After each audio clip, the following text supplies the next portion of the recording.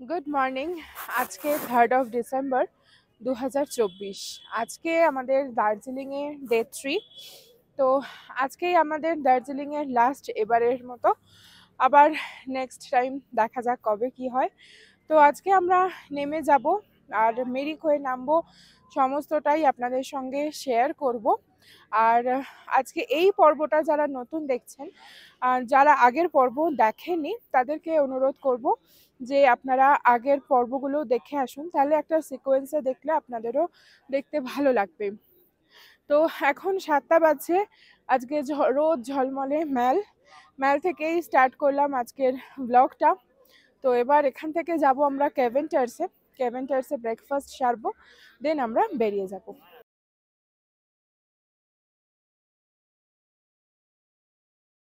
তো হাতে একটু সময় আছে, ভাবলাম মহাকাল মন্দিরের ওদিক থেকে ঘুরে আসি। যদি হয় তো একবার ঘুরে চলে যাব ক্যাভেন্টার্সের দিকে।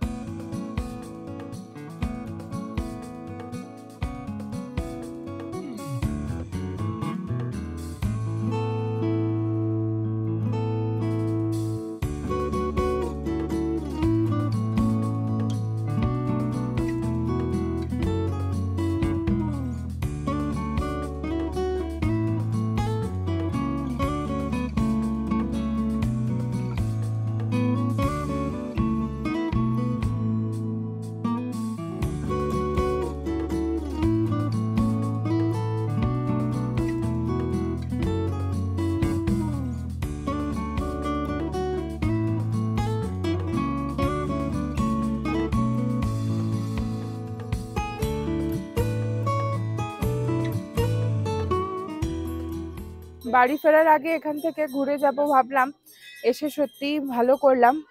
আমি এতবার এসেছি কিন্তু মহাকাল মন্দিরে কিন্তু আমি প্রথমবারই এলাম। যতবারই আসি ঘুরে এখান দিয়ে চলে যাই, ওঠা হয় না। তো এসে আমার মনটা পুরো ভরে গেল, খুব শান্তি লাগছে এখানে এসে, খুব সুন্দর। আপনারা তো যারা যারা এসেছেন অবশ্যই জানেন, আর আমার মতো যারা এখনো আসার সুযোগ হয়নি একবার আসলে অবশ্যই ঘুরে যাবেন, ভীষণ ভালো লাগবে।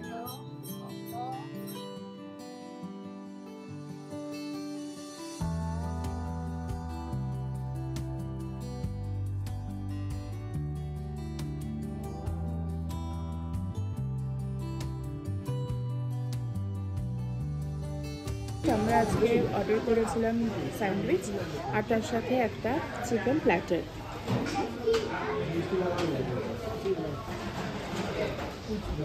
এই দিয়ে আজকে আমরা গরম গরম আছে ব্রেকফাস্টটা সেরে নিই।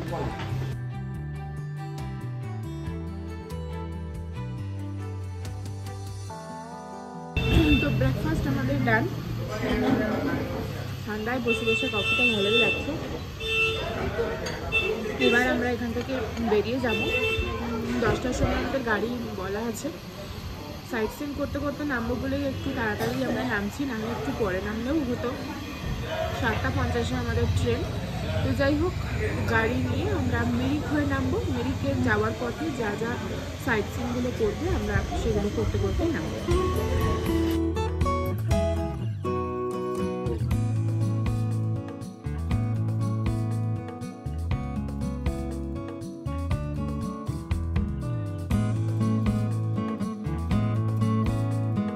লেপচা জগৎ যাওয়ার পথে এখানটা একটু দাঁড়ালাম। অসাধারণ এখানটা দেখতে লাগছে, আর এখানকার সিনারিটাও খুব সুন্দর লাগছে।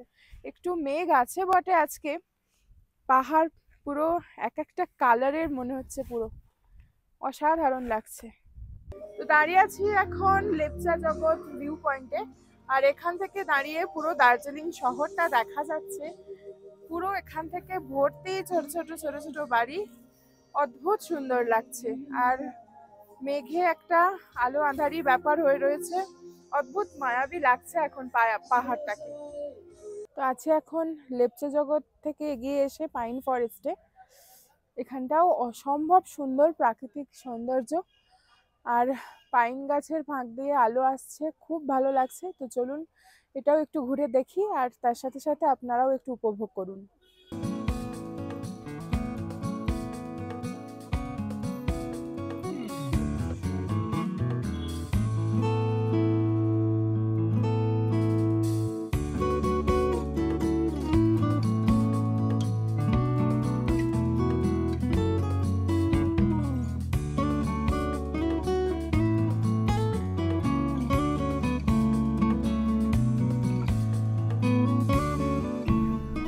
বলছিলেন যে এখানে কয়েকটা সিনেমা শুটিং হয়, হ্যাঁ হয়েছে।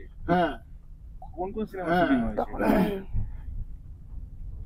রাজু বন গয়া জেন্টলম্যান হয়ে গেল, সোহাগে সিঁদুর, শ্রীদেবীর বইটা তো ভুলে গেছি, मैं हूं ना, এগুলা সব শুটিং এই রাস্তাতে হয়েছে। আর এখানে কাজটা বন্ধ করছিস? হুম, এখানে কিন্তু ভালুক আছে। হ্যাঁ আচ্ছা। এখানে ভালুক আছে, ভালুক। ভালুক কি ভালুক? গ্রে কালার, ব্ল্যাক ভালু না, গ্রে কালার ভালু আছে। দেখেন সবাই কাজ বন্ধ করে যায়। দেখলেন না ম্যাডাম? হ্যাঁ, বেশ আস্ত একটা এখন দেখা যেত।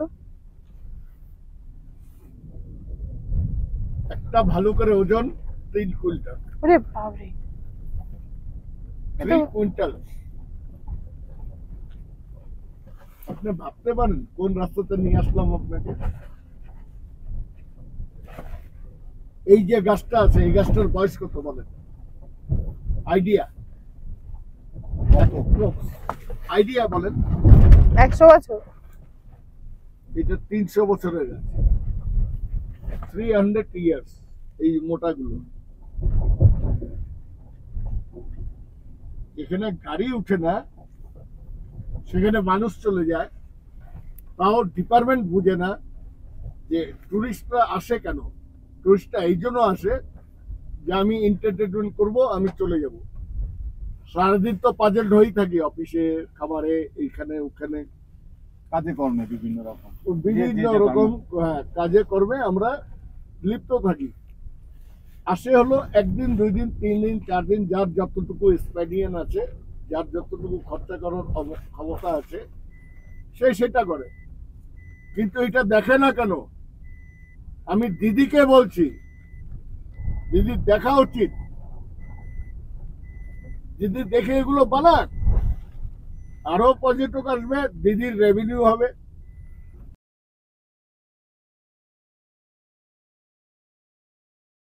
আছে এখন জোরপোখরিতে। তো প্রথমে এখানে আসবো না ভেবেছিলাম, কিন্তু না আসলে সত্যি খুব মিস করতাম। অসাধারণ সুন্দর জায়গাটা, যে রাস্তাটা দিয়ে এলাম ভীষণ সুন্দর, দুধারে পাইন গাছের জঙ্গল। কিন্তু হ্যাঁ, রাস্তাটা বড্ডই খারাপ। আপনারা যখন আসবেন একটু দেখে বুঝে আসবেন, মানে দেখার কিছু নেই, রাস্তাটা সত্যি বড্ড খারাপ। রাস্তাটা এত ট্যুরিস্ট আসছে, যদি ঠিক করে দেওয়া হয় তাহলে খুব ভালো হয় ট্যুরিস্টদের পক্ষে। তো চলুন এখানটা ঘুরে দেখি, খুব সুন্দর লাগছে উপর থেকে। এখান থেকেও পুরো 360 ডিগ্রি ভিউ একটা আসছে। চলুন ঘুরে দেখা যাক।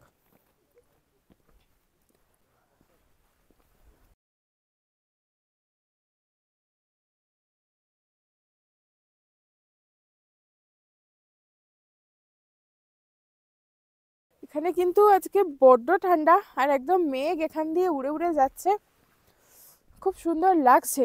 অতটা ট্যুরিস্ট এখন এখানে নেই, জানি না অতটা ট্যুরিস্ট এখন আসে কি না। তবে যারা ভাবছেন আসবেন, জোরপোখরিতে আসবেন, অবশ্যই খুব ভালো লাগবে আসলে।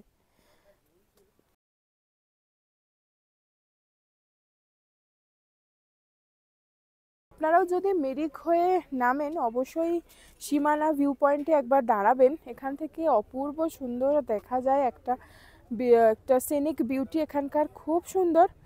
আজকে এখানে দেখতেই পাচ্ছেন, এখানে মেঘে ঢাকা। আগেরবারও যখন এসেছিলাম পুরো মেঘ পেয়েছি, আর এবারও মেঘ, তাও কিছুটা হলেও দেখা যাচ্ছে, ক্লিয়ার ভিউ নয়। অপূর্ব সুন্দর লাগে এখান থেকে, অবশ্যই দেখবেন এই ভিউ পয়েন্টটা।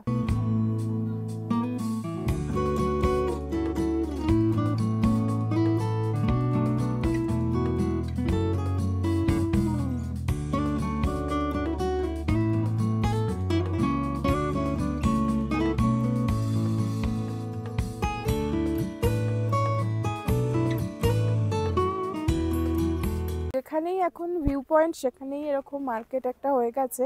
ভালোই হয়েছে, আমাদেরও মতো পর্যটকদেরও একটু কেনাকাটিরও সুযোগ হয়, আর এদেরও একটা রোজগারের হয়ে যাচ্ছে। ভালোই হয়েছে এখানে ব্যবসা, মানে মার্কেটটা হয়ে। আগেরবার যখন এসেছিলাম তখন এরকম মার্কেট আমি দেখিনি, এবার দেখছি এরকম অনেক ছোট ছোট দোকান হয়েছে, ভালোই হয়েছে।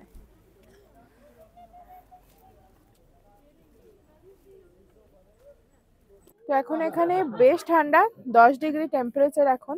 আর এখানে একদম গরম গরম ম্যাগি, চা সবকিছু বিক্রি হচ্ছে। তো একটু দাঁড়িয়ে চা না খেয়ে আর পারলাম না।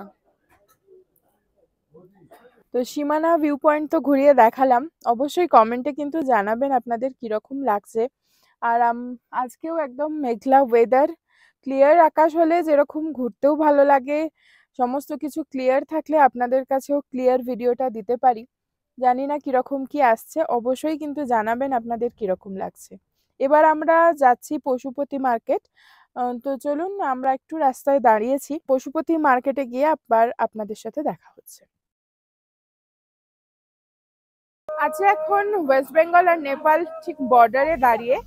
আর এখান থেকে আপনারা যদি চান কেউ নেপাল ঘুরে দেখে আসবেন একদিনে সাইট সিন করে, সেটাও ঘুরে আসতে পারেন। বা কেউ যদি চান যে পশুপতি মার্কেটে যাবেন, সেটাও ঘুরে আসতে পারেন। তো পশুপতি ফটকের এখানটাতে আসতে গেলেও কিন্তু আই কার্ডটা অবশ্যই দেখাতে হচ্ছে। তো আপনারা কিন্তু আই কার্ডটা সাথে রাখবেন, তা না হলে কিন্তু ঢুকতে দেবে না। এটা অ্যাকচুয়ালি পশুপতি ফটক। পশুপতি মার্কেটে যাবার জন্য এখান থেকে গাড়ি রয়েছে। আপনারা চাইলে আপনারা এখান থেকে পশুপতি মার্কেটেও ঘুরে আসতে পারেন। প্রতি গাড়ি এরা 300 টাকা করে নিচ্ছে, আপ অ্যান্ড ডাউন। এখান থেকে এবার আমরা বেরিয়ে যাচ্ছি, যাব গোপালধারা টি এস্টেট। তারপর ওখান থেকে যাব মেরিক যে লেক, মেরিক লেকে ওখান থেকে নেমে যাব, তারপর এনজিপি। চলে এসেছি এখন গোপালধারা টি এস্টেটে। আর এখন বেশ সুন্দর করে দিয়েছে রাস্তাঘাট, সামনে অনেক চাও টেস্টিং এর জন্যও রয়েছে, বিক্রিও হচ্ছে। তো চলুন চা বাগানটা এবার ঘুরে দেখি।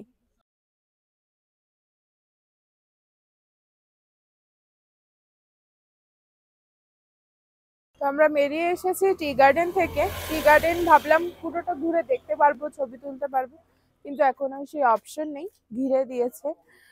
এত পর্যটক, অবশ্যই তারা তো সেফটির জন্য এটা করবেই। যাই হোক, ভালো লাগলো। আর একটু আগে গিয়ে আর একটা টি গার্ডেন আছে, ওখানে ঢুকে অ্যাটলিস্ট ফটো তুলতে দেয়। এখানে চায়ের দোকান থেকে চা খেলাম, অসাধারণ চা এখানকার। তো এবার আমরা বেরিয়ে যাব এবার মেরিক লেকের দিকে। আর একটা কথা আপনাদের সঙ্গে শেয়ার করে রাখি, এই দোকানগুলোর উপরে কিন্তু হোমস্টেও রয়েছে। তো আপনারা যদি চান যে এখানে টি গার্ডেনের ভিউ এনজয় করবেন একদিন, তো তাহলে এখানেও আপনারা একটা রাত স্টে করতে পারেন।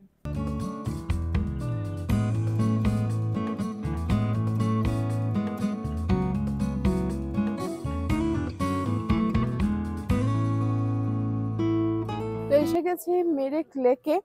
তো মেরিক লেকটা একবার ভালো করে ঘুরে দেখবো। আর একটু আগে আসলে ভালো হতো, রোদটাও থাকতো, তেমন রোদ আজকে নেই। তো যাই হোক, চলুন তাড়াতাড়ি মেরিক লেকটা একটু ঘুরে দেখবো। আবার নামতে হবে, আবার ট্রেন ধরতে হবে, না হলে ট্রেন চলে যাবে। চলুন।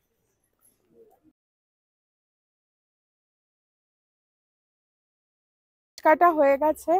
মেরিক লেকে যে পার্কটা আছে সেখানে ঢুকতে per head entry fee 20 rupees. চলুন। এখন আছি মেরিক লেকের উপর, যে ফুটব্রিজ আছে তার উপর। আর এখান থেকে দেখুন মেরিক লেকটা কি সুন্দর দেখতে লাগছে। আর লেকে এখন বোটিংও হচ্ছে। আর এখানে আসলে আপনারা চাইলে বোটিংও করতে পারবেন, তার সাথে সাথে হর্স রাইডিংও করতে পারবেন। আর এখানে কি ভাড়া আছে আপনারা একটু দরদাম করে জেনে নেবেন, তো নানান রকম ভ্যারি করে। তো যাই হোক, এই যে টোটাল মেরিক লেকটা রয়েছে, এটা পুরোটাই হচ্ছে ওই 3.5 কিলোমিটার মতো। তো আপনারা ঘুরে দেখবেন, আশা করি খুব ভালো লাগবে।